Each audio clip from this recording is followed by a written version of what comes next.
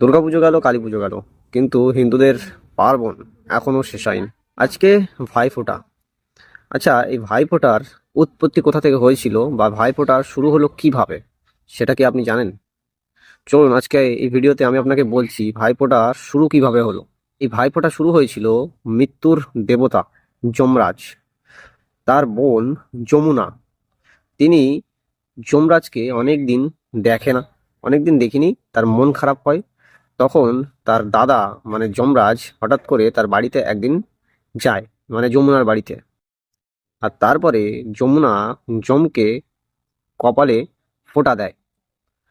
আর তখন যমরাজ যমুনাকে আশীর্বাদ করে এবং সবার উদ্দেশ্যে বলে যে আজকের দিনে যে ভাই ফোঁটা দেবে, মানে যে বোনেরা যে ভাইদেরকে ফোঁটা দেবে, সেই সব ভাইদের অকাল মৃত্যু হবে না কখন। তারপর আর একটা কাহিনী রয়েছে, সেটা হচ্ছে ভগবান শ্রীকৃষ্ণ এবং তার বোন সুভদ্রাকে নিয়ে। ভগবান শ্রীকৃষ্ণ একবার এক যুদ্ধ থেকে এক রাক্ষসকে বধ করে সে ফিরে এসেছিল দ্বারকাতে। এবং যখন সে দ্বারকাতে ফিরে আসে, তখন তার বোন সুভদ্রা তাকে তিলক দিয়ে দেয় কপালে, চন্দনের তিলক। এবং সেই থেকে ভাইয়ের প্রতি বোনের যে একটা ভালোবাসা, এটা শুরু হয়। তো এই হচ্ছে গিয়ে ভাইফোঁটা শুরু হওয়ার পিছনের মূল কারণ।